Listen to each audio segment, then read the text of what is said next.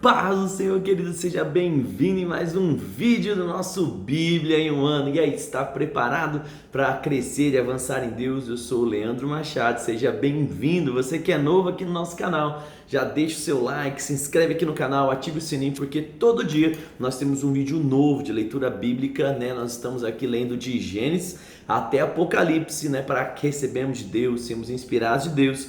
Afinal de contas, Jesus mesmo disse que não só de pão viveria o homem, mas de toda a palavra. Quero lembrar você também que lá no meu Instagram, o Leandro Machado, de segunda a sexta, às 7 e 7 da manhã, eu tenho uma live lá para ministrar o seu coração. Bora lá então, hoje eu vou ler de NVT, né, nova versão transformadora, essa Bíblia maravilhosa, gostosa de ler, né, uma linguagem acessível, né? Você pode abrir sua Bíblia aí, ou então você pode, aumentar o som e ouvir com a gente. Nós vamos de Mateus, capítulo de número 20. Nós vamos começar lendo do verso 17 até o verso 34. Tá pronto aí? Jesus vai falar agora aqui da sua ressurreição, né? E é aquela hora que o povo começa a abandonar ele, né? E ele diz assim, Mateus 20, 17. Enquanto subia para Jerusalém, Jesus chamou os 12 e lhes disse em particular o que aconteceria com ele. Ouçam, estamos subindo para Jerusalém, onde o Filho do Homem será traído e entregue aos principais sacerdotes e mestres da lei. Eles o condenarão à morte, o entregarão aos gentios para que zombem dele, açoitem, critiquem, e no terceiro dia ele vai ressuscitar. Aleluia. Verso 20. Então a mãe dos filhos de Zebedeu veio com Jesus até os seus filhos. Ela se ajoelhou diante dele a fim de lhe pedir um favor. E o que quer? Perguntou ele. Ela respondeu: por favor, permita que no seu reino meus dois filhos se sentem, é simples, né? Em lugares de honra ao seu lado, à sua direita e outra à sua esquerda. Jesus respondeu: vocês não sabem o que estão pedindo. São capazes, será, de beber do cálice que eu estou prestes a beber? Somos, disseram eles. Então Jesus disse: de fato, vocês beberão do meu cálice, mas não cabe a mim, no entanto, dizer quem sentará à minha direita ou à minha esquerda. Meu Pai preparou esses lugares para aqueles que ele escolheu. Quando os outros 10 discípulos souberam que os dois irmãos haviam pedido, ficaram indignados. Então Jesus reuniu e disse: vocês sabem que os governadores desse mundo têm poder sobre o povo e que os oficiais exercem sua autoridade sobre os súditos. Entre vocês, porém, será diferente. Quem quiser ser o líder entre vocês, seja o vosso servo. Quem quiser ser o primeiro entre vocês, que se torne o vosso escravo. Pois nem mesmo o Filho do Homem veio para ser servido, mas para servir e dar a sua vida em resgate de muitos. Verso 29. Quando Jesus e seus discípulos saíram de Jericó, uma grande multidão o seguiu, e 2 cegos estavam ali assentados à beira do caminho. Quando souberam que Jesus vinha naquela direção, começaram a gritar: Senhor, filho de Davi, tem misericórdia de nós. Calem-se, diziam os brados que estavam ali na meia multidão. Eles, porém, começavam a gritar ainda mais alto: Senhor, filho de Davi, tem misericórdia de nós. Ao ouvi-los, Jesus parou e perguntou: o que vocês querem que eu lhes faça? E eles responderam: Senhor, nós queremos enxergar. Jesus teve compaixão deles e tocou-lhes nos olhos. No mesmo instante, todos passaram a enxergar. Gente, eu acho fantástico isso, porque mostra que onde existe um ambiente de compaixão, milagres acontecem. Você percebe que Jesus, ele olha e ele se move, ele tem uma empatia, ele se importa. Quanto mais nós como cristãos nos importarmos pelas pessoas, mais milagres nós iremos ver no meio da igreja. Bora lá então agora para Números. Nós estamos lendo também o livro de Números. Nós vamos ler capítulo de número 15 e 16. Nós vimos muita coisa no Velho Testamento sobre a construção do tabernáculo, sobre todos os sacrifícios, sobre como cada coisa tinha que acontecer, né? E nós vimos também sobre o censo, sobre os números de povo, de soldado, né? De pessoas consagradas ao ministério exclusivamente. E aqui em Número ele vai continuar falando sobre agora ofertas, tá bom? Vamos lá, Números capítulo de número 15 e 16. Ele diz assim: então o Senhor disse a Moisés: dê as seguintes instruções ao povo de Israel. Quando vocês se estabelecerem na terra que lhes dou, apresentarão ofertas especiais com aroma agradável ao Senhor. Essas ofertas poderão ser apresentadas de diferentes formas: holocausto, um sacrifício para cumprir um voto, uma oferta voluntária ou uma oferta de forma das festas anuais. E serão seus rebanhos de bois ou ovelhas. Verso 4 do capítulo 15. Quando apresentarem suas ofertas, também entregarão ao Senhor uma oferta de cereal de 2 litros de farinha da melhor qualidade misturada com 1 litro de azeite, para cada cordeiro apresentado como holocausto ou sacrifício.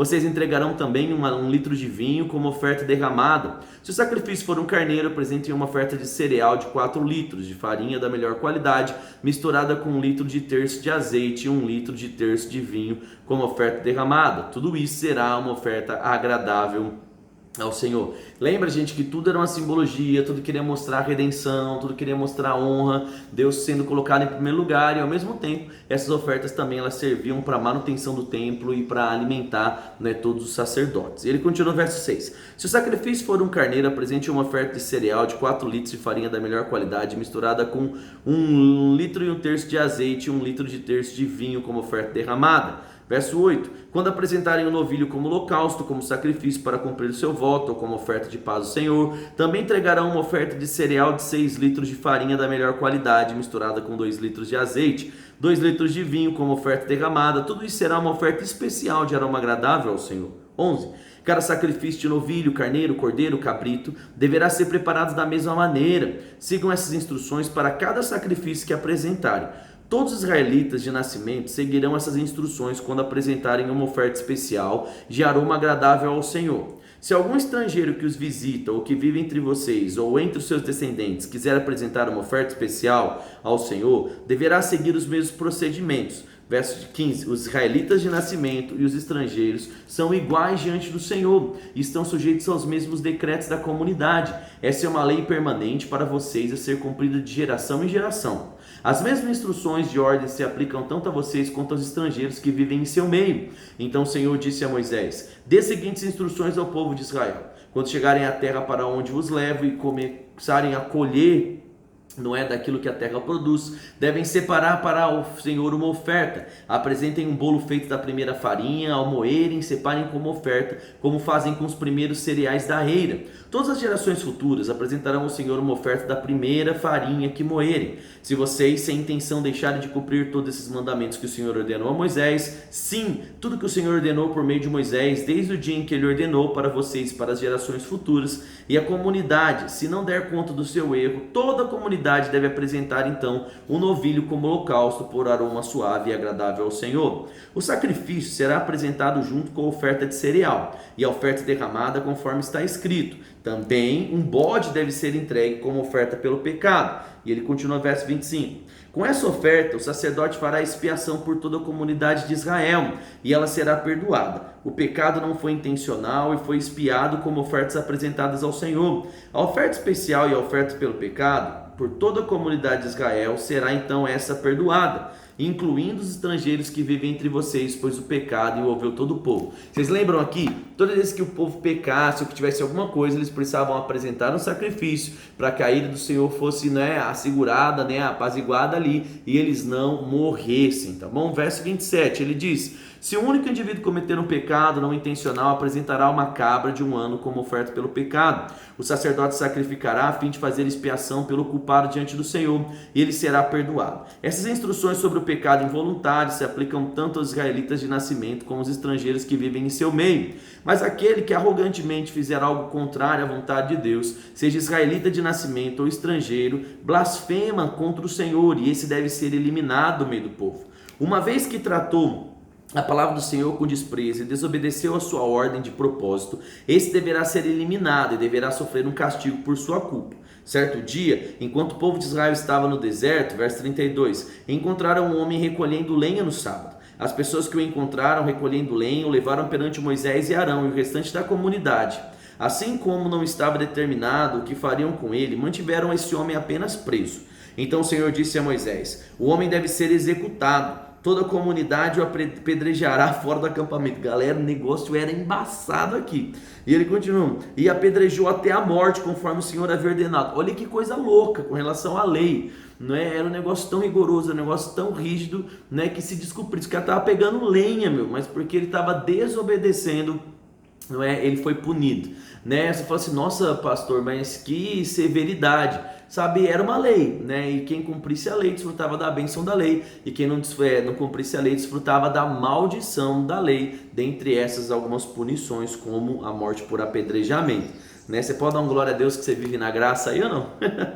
Verso 37, o Senhor disse a Moisés: dê as seguintes instruções ao povo de Israel: vocês e as gerações futuras farão para mim franjas na bainha e na roupa e prenderão com fio azul. Quando virem as franjas, recordarão todos os mandamentos do Senhor e os cumprirão. Assim não serão infiéis, seguindo os desejos do seu coração e dos seus olhos. As franjas os ajudarão a lembrar que devem obedecer todos os seus mandamentos e serem santos, separados para Deus. Eu sou o Senhor, o seu Deus, aquele que os tirou da terra do Egito, para ser o seu Deus para sempre. Capítulo 16 agora de Números, verso 1.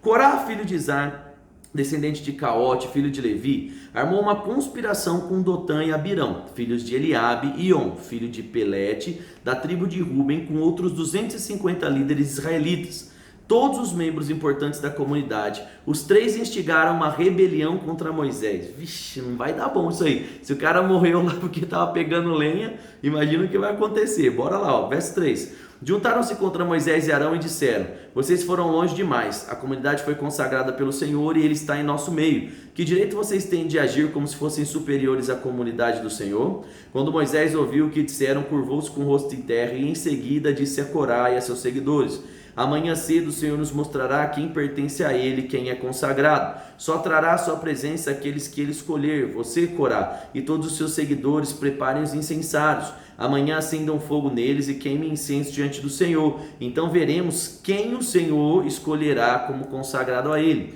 Vocês, levitas, foram longe demais. Moisés falou novamente a Corá: agora ouçam, levitas. Acaso lhes parece de pouca importância que o Deus de Israel os tenha escolhido dentre toda a comunidade de Israel para estar perto dele a fim de trabalharem no tabernáculo do Senhor e estarem perante ele diante da comunidade para servi-la? Ele já deu a você, Corá, e a seus companheiros levitas essa função, e agora exigem também o serviço sacerdotal? Na verdade, é contra o Senhor que vocês e seus seguidores estão se rebelando. Afinal, quem é Arão para se queixarem dele? Então Moisés mandou chamar Datã e Abirão, filhos de Eliabe, mas eles responderam: nós não iremos. Não basta você nos ter tirado do Egito, uma terra que produz leite e mel com fartura, para nos matar aqui no deserto. Agora quer nos tratar como se fosse autoridade sobre nós. Além disso, verso 14, você não nos levou outra terra que produz leite e mel com fartura, e não nos deu uma nova propriedade como compôs com campos e vinhedos. Está tentando enganar todos os nossos homens, e não iremos por isso. Verso 15, Moisés ficou furioso e disse ao Senhor: não aceite as ofertas e cereais deles, não tomeis deles nem sequer um jumento, e eu jamais lhes fiz mal algum. E Moisés disse a Corá: você e os seus seguidores venham aqui amanhã, apresentem-se diante do Senhor. Arão também virá, você e cada um dos seus 250 seguidores prepararão um incensário e colocarão incenso nele, a fim de apresentarem diante do Senhor. Arão também trará o seu incensário. Cada um deles preparou o incensário, então colocou fogo e incenso. Depois todos se apresentaram na entrada da tenda do encontro com Moisés e Arão. Corá havia instigado toda a comunidade contra Israel e Arão, e todos se reuniram na entrada da tenda do encontro. Então a presença gloriosa do Senhor apareceu a toda a comunidade. O Senhor disse a Moisés e Arão: afastem-se dessa comunidade para que eu as destrua agora mesmo. Moisés e Arão, porém, se prostraram com o rosto em terra e suplicaram: ó Deus, tu és aquele que dá fôlego a todas as criaturas. É necessário que fiques irados com toda a comunidade de Israel apenas por um homem. Então disse Moisés ao Senhor: então diga a toda a comunidade que se afaste das tendas de Corá, Datã e Abirão. Moisés se levantou e foi até as tendas de Datã e Abirão, e as autoridades de Israel o seguiram. Vamos, disse ele ao povo, afastem-se das tendas desses homens perversos e não toquem em coisa alguma que sejam deles. Do contrário, vocês serão destruídos por causa do pecado deles. Todo o povo se afastou das tendas de Corá, Datã e Abirão. E Datã e Abirão saíram e ficaram em pé à entrada das tendas, junto com suas esposas, seus filhos e crianças pequenas. Então Moisés disse: assim vocês saberão que o Senhor me enviou para fazer todas as coisas que tenho feito, pois não realizei por minha própria conta. Se esses homens morrerem por causas naturais, ou se nada fora do comum acontecer, então o Senhor não me enviou. Mas o Senhor fizer algo completamente novo, e o chão abrir sua boca e engolir eles, junto com todos os seus pertences, e eles descerem vivos à sepultura, vocês saberão que estes homens mostraram desprezo pelo Senhor. Verso 31. Mal ele havia acabado de dizer essas palavras, e o chão debaixo deles rachou. A terra abriu a boca e engoliu os homens, todas as suas famílias, seus seguidores, tudo que possuíam. Desceram vivos à sepultura junto com todos os seus pertences. A terra se fechou sobre eles, e desapareceram do meio da comunidade. Meu Deus, verso 34. Todo o povo que estava ao redor fugiu quando ouviu os gritos deles. A terra nos engolirá também, exclamavam. Em seguida um fogo ardente saiu do Senhor e queimou os 250 homens que ofereciam incenso. Caraca! Meu amigo, nunca participe de uma rebelião na igreja. Você já tá ligado o que acontece aqui, né?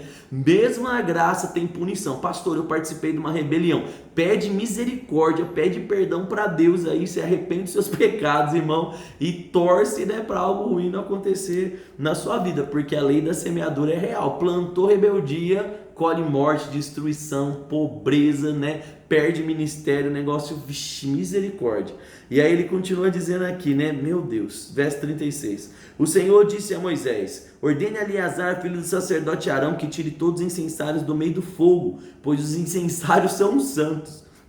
Diga-lhes também que espalhe as brasas. Pegue os incensários dos homens que pecaram e pagaram por isso com a própria vida, e bata o metal com um martelo até formar uma lâmina para revestir o altar. Uma vez que esses incensários foram usados na presença do Senhor, eles se tornaram santos, que sirvam de advertência para o povo de Israel. O sacerdote Eleazar recolheu os incensários de bronze, usados pelos homens que morreram, queimados, e bateu o metal com um martelo, até se tornar uma lâmina para revestir o altar. Essa lâmina serviria como recordação aos israelitas para que ninguém fosse, meu Deus, descendente de Arão, né, que ninguém mais entrasse na presença do Senhor para queimar incenso. Se alguém o fizesse, aconteceria a ele o mesmo que aconteceu a Corá e seus seguidores, conforme o Senhor tinha dito por meio de Moisés. Logo na manhã seguinte, porém, toda a comunidade de Israel começou a se queixar de Moisés e Arão.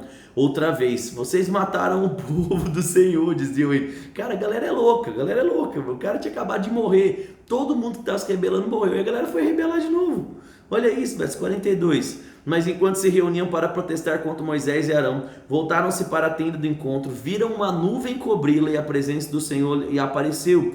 Moisés e Arão foram para a frente da tenda do encontro e o Senhor disse a Moisés: afaste dessa comunidade para que eu destrua agora. E Moisés e Arão se prostraram com o rosto em terra. Então Moisés disse a Arão: rápido, pegue um incensário e coloque neles brasas no altar, acrescente incenso e leve para o meio da comunidade, a fim de fazer expiação por ela, pois a ira do Senhor está acesa e a praga já começou. Arão seguiu a ordem de Moisés e correu para o meio da comunidade, e a praga já havia começado para matá-los. Mas Arão queimou incenso e fez expiação por eles, colocou entre eles, não é, os mortos e os vivos, e a praga então cessou. Ainda assim, 14.700 pessoas morreram da praga, além daqueles que tinham morrido por causa da rebelião junto com Corá. Uma vez que a praga cessou, Arão voltou a Moisés, que estava à entrada da tenda do encontro. Galera, eu não lembrava disso.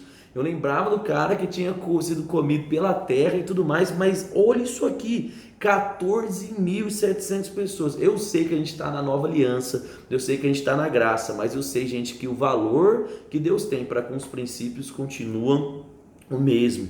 Então, submissão, autoridade, honra, aqueles princípios que Paulo resgata lá em Coríntios, né, em Romanos, melhor dizendo, que nós vamos aprender mais para frente.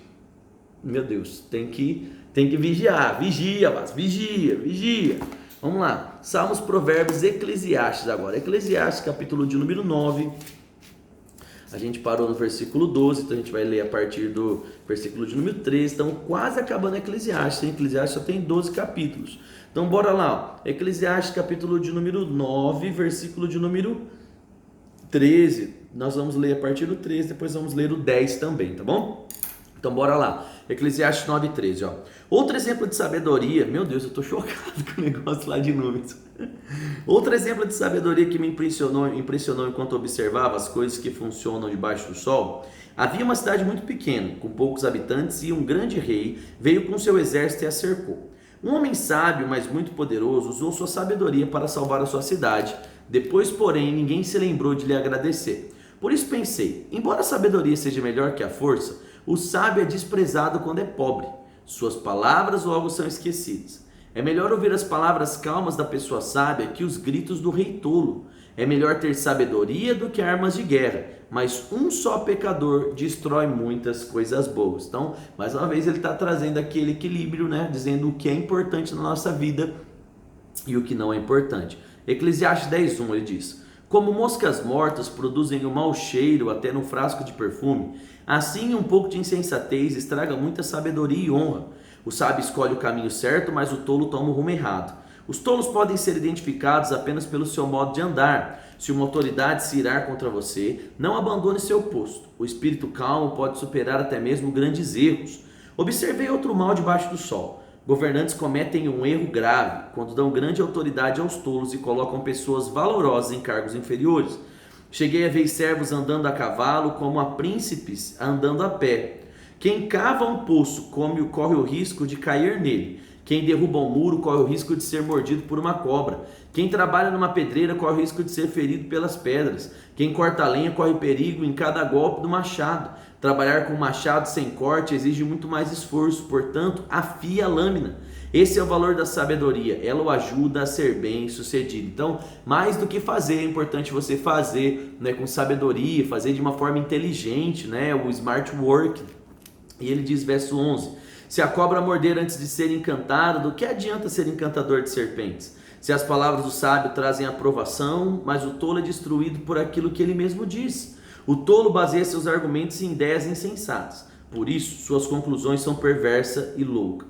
Mesmo assim, ele fala sem parar. Ninguém sabe de o fato que acontecerá, ninguém é capaz de prever o seu futuro. O tolo fica tão exausto com o seu trabalho que nem consegue encontrar o caminho para casa. Como é triste a terra governada por uma pessoa imatura, cujas autoridades fazem banquetes logo de manhã. Como é feliz a terra que tem um rei, um líder nobre, cujas autoridades fazem banquetes no momento apropriado para recuperarem as suas forças e não se embebedarem.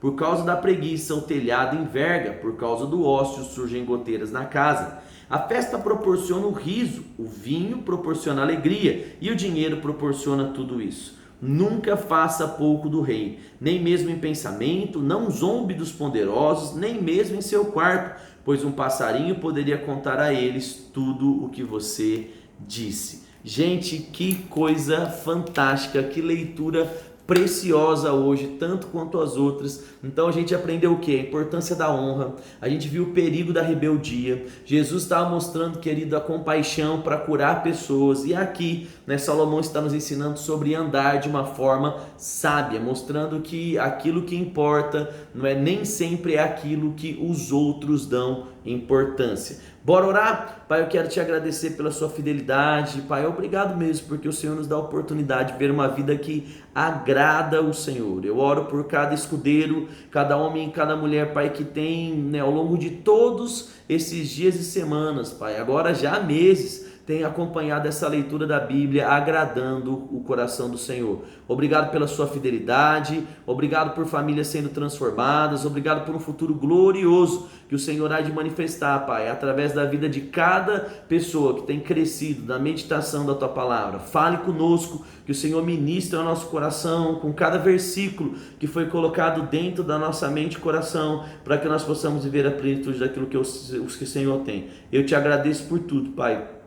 No nome de Jesus, amém. Escreve aqui embaixo, eu não sou rebelde. Você pode escrever isso, querido, rebeldia desagrada a Deus. Então, você tem que, fugir da rebeldia. Nós não somos rebeldes, é por isso que a bênção vai encontrar a nossa vida. Deixa o like aqui, se inscreve no canal, ativa o sininho, compartilha nas redes sociais, manda para alguém aí, chama, ei, vem participar aqui de uma leitura bíblica comigo, querido. No fim do ano, você vai ver quanta coisa vai ter mudado da sua história. Espero você lá no meu Instagram, segunda a sexta, 7 e 7, e amanhã no nosso próximo vídeo aqui. Um grande abraço, fique com Deus, tchau, tchau.